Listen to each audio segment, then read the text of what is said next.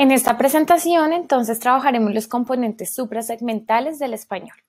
Como veíamos anteriormente, la prosodia puede contener diferentes fenómenos. En el caso particular del español, vamos a estudiar el acento, la pausa y el ritmo y la entonación. Comenzamos entonces por el acento. Y los invito a que vean el siguiente video, ya que coloquialmente llamamos acento a un conjunto de fenómenos prosódicos, ¿no? Entonces decimos que el acento paisa, que el acento caleño, que el acento de la costa, que el acento rolo, y ahí para adelante podemos irnos ya por acentos según los países, ¿no? Entonces vamos a ver este video para que comprendamos que, aunque lo denominamos acento, realmente estamos haciendo referencia a un conjunto de rasgos prosódicos que determinan cómo suena una lengua o una variedad. En cuanto al acento particular como fenómeno suprasegmental, decimos que es el resultado lingüístico prosódico de ciertas variaciones en los parámetros acústicos fundamentales como lo son la frecuencia, la duración y la intensidad. En el caso particular del español, el acento se marca gracias al aumento de la frecuencia fundamental o tono y corresponde más a la sensación perceptiva de que hay más relieve en la voz o en el tono en una sílaba o en otra.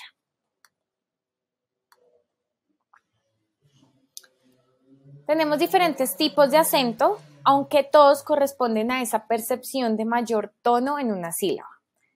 El primer acento será el prosódico, mayor relieve en una sílaba frente a las demás, y esta es como la definición general. Tenemos el acento ortográfico, que en español está marcado gráficamente por una tilde que tiene una única dirección. Tenemos el acento léxico, que corresponde a ese relieve de una sílaba, pero en una palabra concreta. El acento sintáctico, que es el relieve de mayor prominencia en un grupo fónico. Es aquel que está situado más a la derecha del grupo. Si ustedes leen el siguiente verso, se darán cuenta que el acento sintáctico entonces corresponde a el acento que ponemos en el último grupo fónico. El español tiene un único acento por palabra, pero tenemos algunas excepciones en las que denominamos un acento secundario. Y este está marcado cuando en la cadena hablada hay varias sílabas átonas seguidas. Es un poco más suave que el acento principal, pero podemos escucharlo. La mayor parte de las veces va a ser en palabras compuestas, como vemos acá el ejemplo. Entonces, el acento léxico como tal es el que vemos en rojo y ese acento secundario es el que vemos en azul. En la palabra preposiciones, vemos que hay un acento secundario en pre, pero que el acento como tal de la palabra cae en la sílaba sio. Y en palabras terminadas en mente, entonces el acento principal siempre va a ser el de la raíz o el lema, como podemos ver aquí en rojo, y la partícula mente llevará un acento secundario. Tenemos acentos distintivos en español que se marcan para diferenciar el significado de las palabras. En español lo marcamos con tilde. Lo pueden ver aquí en el pronombre te y en el sustantivo te, en el adjetivo tú y en el pronombre tú, en el artículo él y en el pronombre él, y ahí pueden seguir leyendo. Como se dan cuenta, es la misma pronunciación, pero la diferencia está marcada por un acento netamente ortográfico. Y tenemos un acento enfático que realza un fragmento del discurso con alguna intención específica. Y es cuando cambiamos o subimos el tono de la voz en alguna sílaba con alguna intención comunicativa.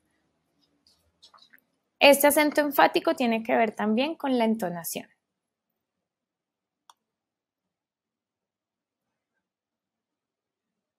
En cuanto al acento léxico, tenemos diferentes reglas y son esas reglas que conocimos la mayoría cuando estábamos en primaria, ¿no? Entonces, primero es importante saber que el acento del español es libre. ¿Esto qué quiere decir? Que puede recaer en cualquiera de las 4 últimas sílabas. No pasa en todas las lenguas. ¿Qué pasa, por ejemplo, con el francés? El acento del francés es fijo, recae usualmente, en su mayoría, en la última sílaba, ¿no? Aquí tenemos la clasificación o las reglas, tenemos palabras agudas, también llamadas oxítonas, tenemos palabras graves llamadas paroxítonas, palabras esdrújulas llamadas proparoxítonas y sobresdrújulas superproparoxítonas. Todas las palabras cuando van aisladas en el español se pronuncian con acento, pero cuando nosotros estamos hablando, una cadena hablada, solo las palabras léxicas o con significado pleno tienen acento, es decir, los nombres, los adjetivos, los verbos, los adverbios y los pronombres. La acentuación del español tiene ciertas reglas. La primera tiene que ver con el pie acentual. El pie acentual es la unidad de ritmo más restringido y está dado por la sistematicidad de las sílabas tónicas y átonas que puede tener una lengua. Podemos ver que existen 3 pies, el trocaico, el yámbico y el dactílico. En el trocaico, entonces, vamos a encontrar acento, sin acento, acento, sin acento. En el yámbico empezaremos al revés. Sílaba átona, tónica, átona, tónica. Y en el dactílico, entonces, vamos a encontrar que es tónica, átona, átona, tónica, átona, átona. En el caso particular del español, es el binario trocaico, es decir, es sílaba tónica más sílaba átona. Y parece una información superflua, pero esto nos lleva a decir que el 80% de las palabras del español son graves. ¿Y para qué nos sirven a nivel didáctico? Cuando los aprendientes tienen dificultades de pronunciación por el acento, al darles este tipo de información y decirles la mayoría de las palabras que ustedes pronuncian van a llevar el acento en X sílaba, pues ellos pueden apuntarle a una mejor fluidez porque casi siempre van a corroborar que la regla es así, ¿no? Y es que las palabras son graves.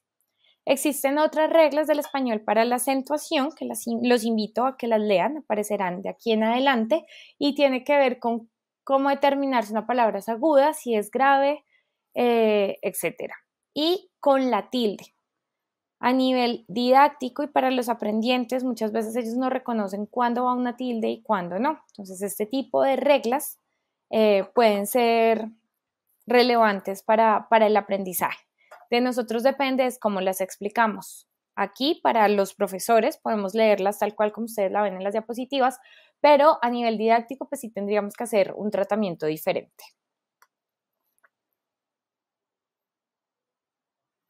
Pueden continuar aquí con las diferentes reglas que tenemos de acento del español. Y aquí les dejo un apartado que tiene que ver con acentuación y gramática. Puede decirse que tanto la categoría léxica como la estructura morfológica de una palabra, al igual que la función sintáctica que desempeña, son factores que influyen en la acentuación. Si ustedes van a cada uno de estos iconos, se van a dar cuenta cuál es la relación, por ejemplo, entre la gramática, las tildes y el significado, la relación de la acentuación con las palabras compuestas y la relación de la acentuación con formas verbales. Son simplemente datos, pero estos datos podemos llevarlos a lo didáctico para que nuestros aprendientes comprendan cómo funciona la acentuación. Se pueden convertir incluso como en pequeños tips de acentuación. Listo, terminando qué es el acento, entonces pasamos al segundo tema que tiene que ver con la pausa y con el ritmo. Y se darán cuenta que en la mayoría de materiales de L o L2 hay muy pocos ejercicios relacionados con este tema, pero la pausa y el ritmo son componentes importantes para la fluidez y para la comprensión del lenguaje y del discurso.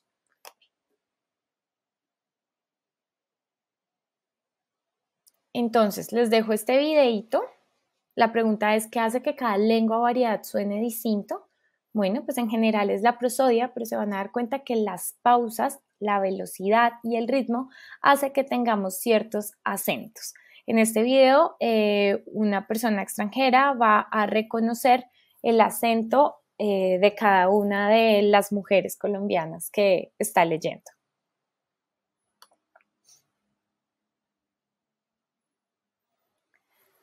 Entonces, dentro de la pausa y el ritmo encontramos un término denominado la velocidad de locución o velocidad del habla.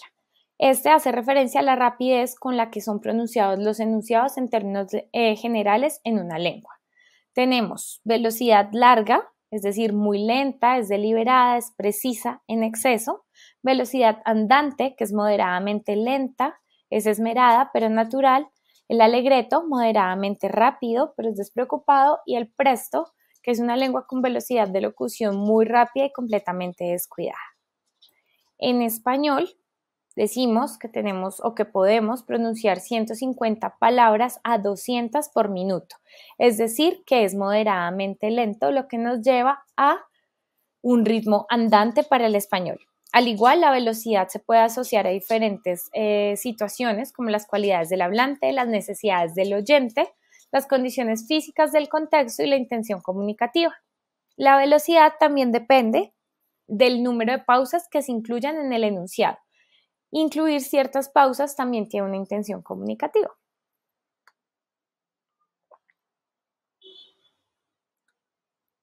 Y bueno, ¿qué es el ritmo? El ritmo es un fenómeno de carácter perceptivo y se produce por la repetición continua de algún tipo de patrón fónico. Su función, con ayuda de las pausas, es básicamente agrupar el discurso en bloques, y estos bloques se denominan grupos fónicos, y aunque no tienen una carga significativa, sí ayudan a la comprensión del mensaje. Acá les dejo la definición de grupo fónico: fragmento de la secuencia hablada que va situado entre dos pausas. Y un ejemplo: con el cambio de gobierno, todo quedó en veremos. Hay diferentes tipos de lenguas. Tenemos las acentualmente acompasadas y las silábicamente acompasadas. Esto es un patrón repetitivo que refleja el ritmo de una lengua. En las lenguas acentualmente acompasadas, los elementos acentuados tienden a aparecer con recurrente regularidad. Pasa en el árabe, en el ruso, en el inglés y en el alemán. Y las silábicamente acompasadas tienen que ver con la duración de la sílaba. La duración de las sílabas es similar y los grupos fónicos corresponden a un número similar de sílabas, como en el francés, el italiano y el japonés.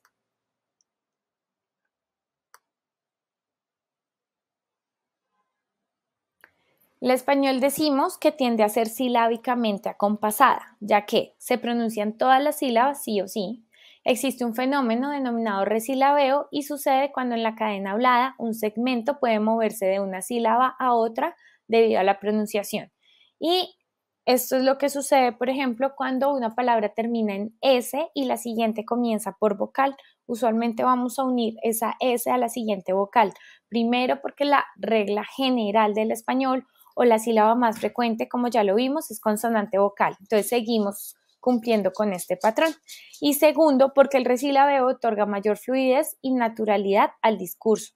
Entonces, trabajar el resilabeo también nos permite mejorar la pronunciación del estudiante.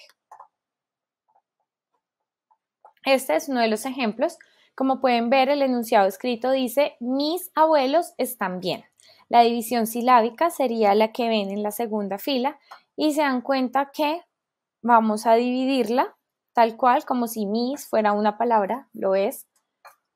Punto a, punto, bue, punto, los, punto, etcétera. Pero ¿qué pasa en el resilabeo? En el resilabeo vamos a mover esta S final de mis a la siguiente sílaba para que se una con la A, por ejemplo.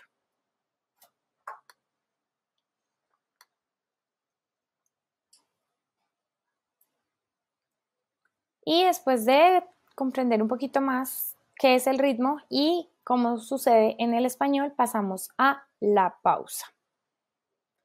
Entonces, ¿qué es la pausa? Una pausa es la interrupción momentánea que se hace durante la producción de la cadena hablada, y existen diferentes tipos de pausa. Aquí les pongo unos ejemplos y espero que los pronuncien a la par mientras estén viendo la presentación. Entonces, acá dice lo vas a ver y acá dice lo va a saber. Si yo realizo este tipo de pausa que no es natural, puedo entender que son enunciados diferentes, pero ¿qué sucede si lo pronuncio de forma natural? Lo vas a ver, lo vas a ver. La pronunciación es casi la misma. Este tipo de ejercicios también lo podemos llevar al aula y tendríamos que didactizarlo para trabajar velocidad, para trabajar ritmo y para trabajar pausa. Espero se tomen el tiempo para leer ambas columnas.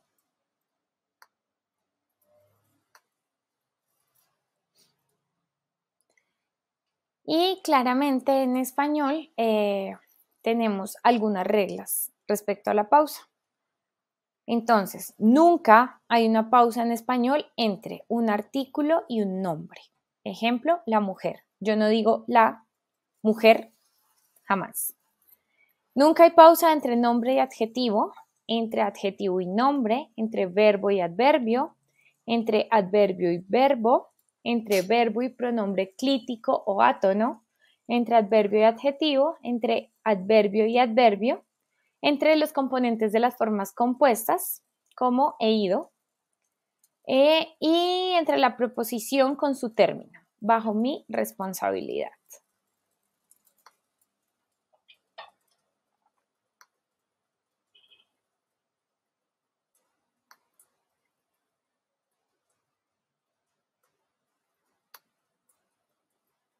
Y acá pueden ver un ejemplo de una tarea que podemos llevar a la clase de L basada en pausa.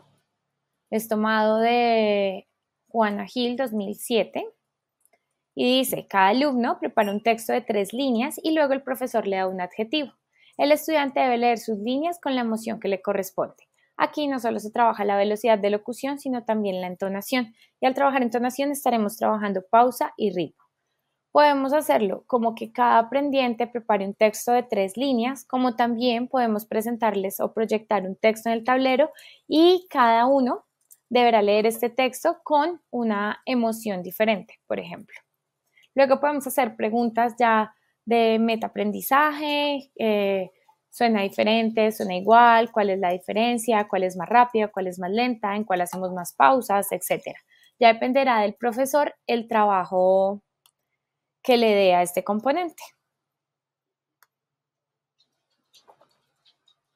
Y bueno, aquí terminaríamos entonces con el segundo elemento de los componentes suprasegmentales.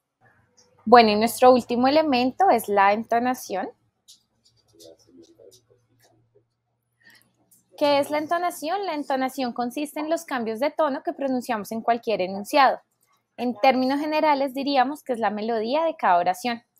La entonación es importante en cuanto a que contiene información lingüística, paralingüística y extralingüística. Y se habla de tono y de frecuencia. Estas dos categorías corresponden al mismo fenómeno, solo que el tono es el fenómeno psicológico o perceptivo y la frecuencia es el fenómeno físico. La frecuencia podemos medirla en número de vibraciones por segundo de los pliegues vocales. Por tanto, si se acortan y se tensan los pliegues, hay mayor vibración, lo que quiere decir que vamos a producir un tono agudo. Si se alargan y se relajan los pliegues, hay menos vibraciones, lo que quiere decir que vamos a pronunciar un tono grave. ¿Cuáles son las funciones de la entonación y por qué es importante trabajarla en la clase de L2? Primero, reconocer el tipo de enunciado. Nos permite saber si es una pregunta, si es una afirmación, etc. Nos ayuda a destacar o enfatizar elementos del discurso. Según la entonación, le estamos dando foco a algo que decimos o no. Señala información nueva, determina también los turnos de habla, ayudado por la pausa, expresa estados de ánimo, le da a la oración significado que no se desprende de la pura secuencia de los elementos segmentales. Una cosa es lo que dice cada palabra, lo que significa cada palabra, y otra cosa es la intención comunicativa que le imprimimos a lo que decimos, y esto está dado por la entonación cuando hablamos de forma oral. Y en general ayuda a la comprensión y a la interpretación de los mensajes hablados. Veamos aquí en estos iconos cuáles son las funciones. Entonces, a nivel lingüístico tiene una función gramatical, nos indica la modalidad sintáctica del enunciado.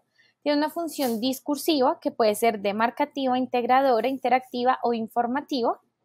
Y tiene también una función sociolingüística. Como decíamos anteriormente, la entonación es importante porque contiene información lingüística, paralingüística y extralingüística. Dentro de lo paralingüístico, entonces, nos da indicios sobre el estado de ánimo o la emoción momentánea del hablante. Y dentro de lo extralingüístico podemos reconocer mediante la entonación características personales del hablante, ya sea orgánicas o de carácter.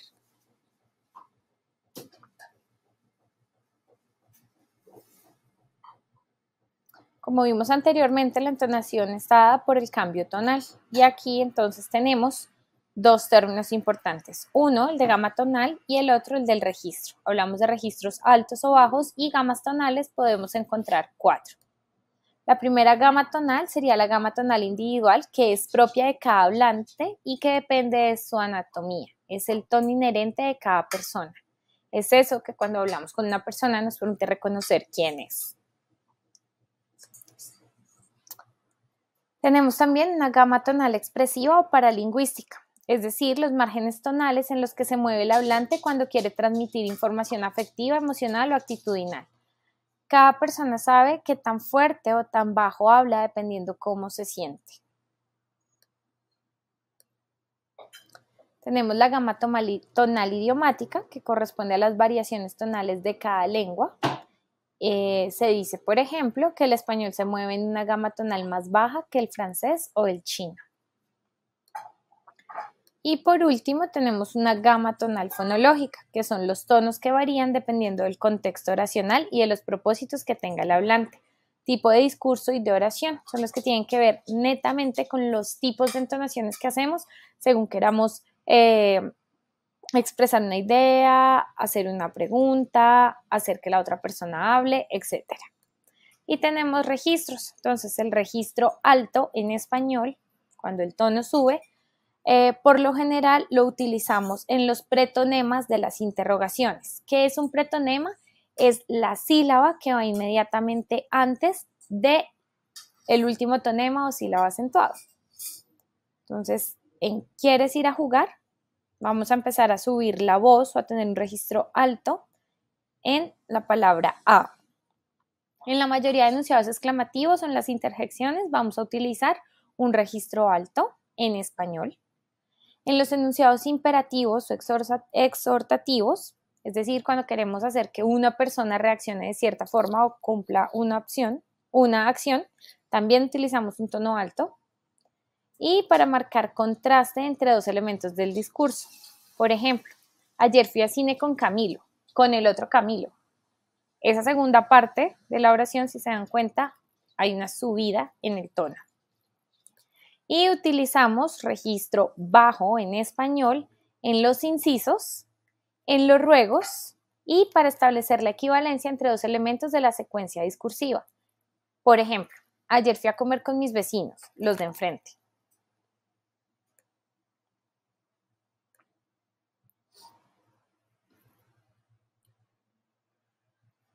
También encontramos que existen formas melódicas repetitivas y casi fijas según el enunciado. Por eso podemos decir en español y en términos muy generales que tenemos 3 tipos de entonaciones. Entonaciones de ascenso, de descenso y de suspensión. Y estos 3 patrones o inflexiones son los que debemos enseñar en términos generales en la clase de español. Entonces, identificamos un tipo de enunciado gracias al cambio de tono durante la última sílaba tónica de la locución. En cada uno de estos links van a encontrar cuando hacemos ascensos, cuando hacemos descensos y cuando hacemos suspensiones. Cuando empiecen a leer esto se darán cuenta que no es tan cierto que subimos la voz cada vez que hacemos una pregunta. Hay preguntas que son cerradas, por ejemplo, que son de sí y no, que tienen un tipo de entonación diferente a las preguntas que son abiertas. Acá en los ejemplos lo encontrarán. Cada vez que vean una A, estamos marcando un ascenso. Cada vez que vean una D, estamos marcando un descenso. Les dejo este link también para que puedan ingresar a un proyecto de multimedia de la Prosodia del Español, donde ustedes van a poder ver en un mapa cómo varía la entonación en algunas ciudades y cómo varía de frase a frase. Y para terminar van a encontrar aquí 2 ejemplos de actividades didácticas que podemos llevar al aula. Simplemente son ejemplos. Como les he dicho desde el comienzo, no hay una ruta tan fija en la didáctica de la pronunciación. Entonces estas son actividades que podemos tal vez adaptar o mejorar para llevar a nuestras aulas. Esta es de Cortés de 2002. Dice, selecciona un fragmento de una película muda. Escribe un posible diálogo para los personajes que intervienen, ensaya y por último ponle voz a los personajes mudos de la pantalla. Una variante más fácil es escoger un fragmento de una película hablada, copiar el diálogo, ensayar y a la hora de representar, suprimir el sonido original de la película. Cuando hacemos este tipo de actividades que son de corte comunicativo, que tenemos que ponernos en una situación específica y hacer diálogos, aunque no trabajemos de forma directa la entonación, siempre va a estar ahí, ¿no? Porque vamos a estar hablando y ahí vamos a estar corrigiendo y pendientes de que nuestros estudiantes suban, bajen la voz, hablen rápido, hablen despacio, hagan acentos correctos, etc. Y la segunda actividad tal vez es más frecuente que la encontremos y es organizar una conversación a partir de las entonaciones. Entonces, en este caso, los estudiantes reciben tarjetas con enunciados desordenados y con el símbolo de la inflexión al final. Y deben organizar cuál va primero. Pareciera muy sencillo, no es tan fácil. ¿Por qué? Porque como se dan cuenta, esta conversación está simplemente dada por palabras o por unidades muy, muy cortas. Son ideas que igual iremos desarrollando pues a lo largo del módulo y también con las tareas y con las actividades que ustedes presenten. Aquí terminamos entonces los componentes suprasegmentales del español.